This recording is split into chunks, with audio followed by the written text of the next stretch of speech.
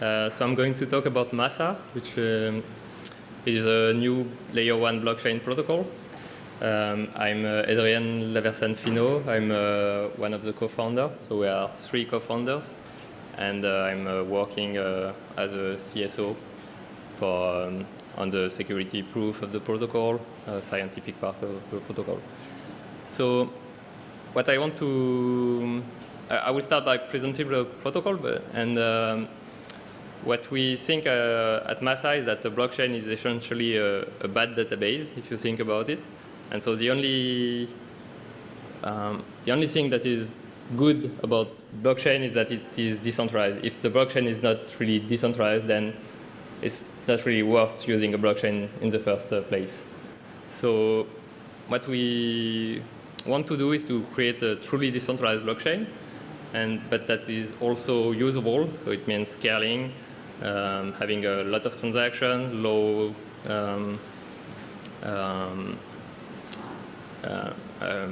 fast throughput, low finality.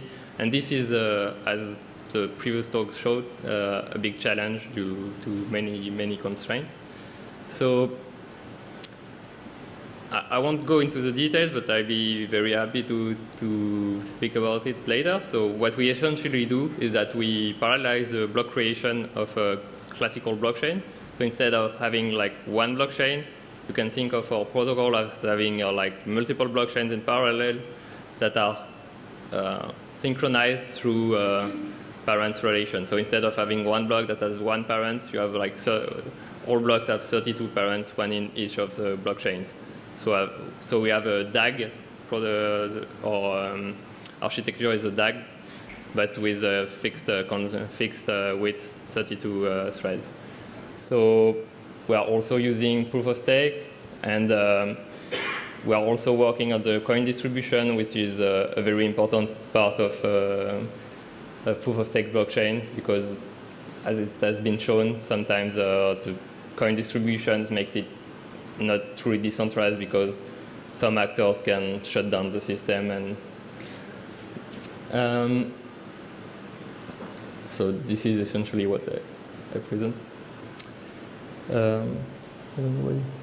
So as I said, we are working on a fair ICO. We also think it's very important that people be able to run node at home, so that we are working towards having the blockchain protocol running on low desktop computer, so that everybody can run a node, and a proof of stake system.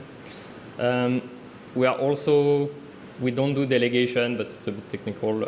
And our goal is to have a Nakamoto coefficient around 1,000. So the number of entities that can control the system and corrupt the system. So just to give you a few ideas of where we are now.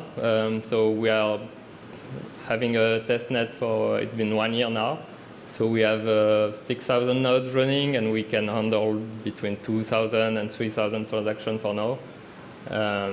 We have our smart contract engine that has been live since January or so.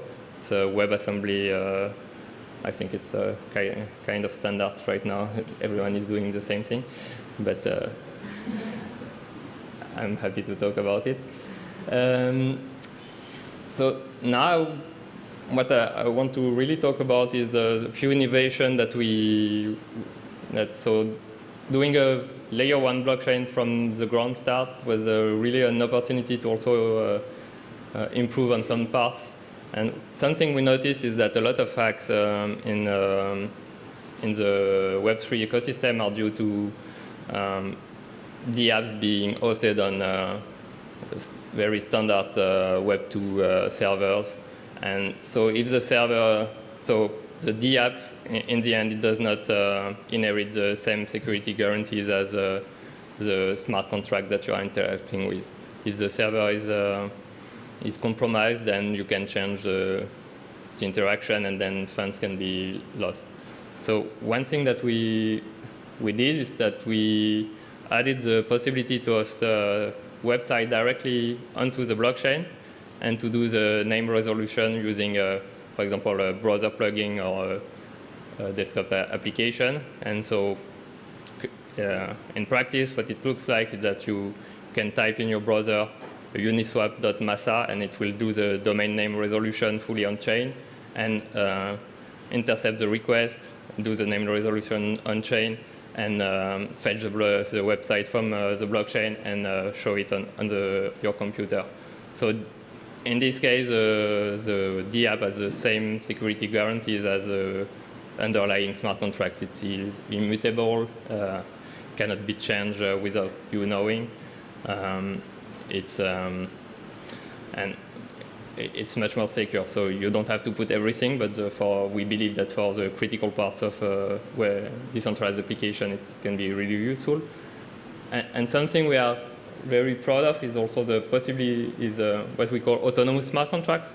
So currently in, I think, all of the blockchains, when you want to interact with smart contracts, you have to send an operation one way or another. So you have to send something from a centralized server or yourself through MetaMask. And this is something that people have been automating using centralized service such as AWS, Azure, or whatever. But in the end, it's the same thing. You rely on centralized services to run your operations. And this introduces a single point of failure, and sometimes it does not work. And so what we added is the possibility to program events in your smart contracts that will trigger the execution of some function. So you can, so the simplest things you can do, for example, is to program your smart contract to wake up in like 5 blocks and do this and this operation. So for example, for lending protocols, you could look for under-collateralized assets autonomously at the blockchain level.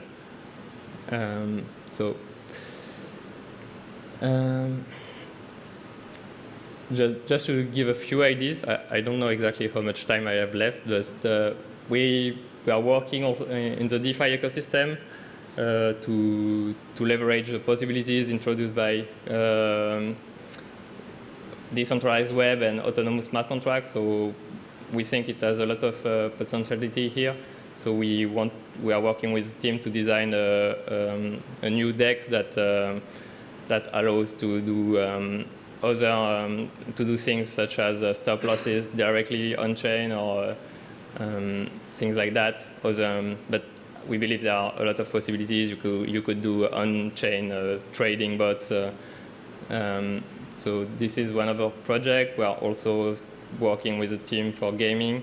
So you could do NFTs that are a bit richer, that have richer interaction than current NFT, that could autonomously evolve, autonomously interact with other assets.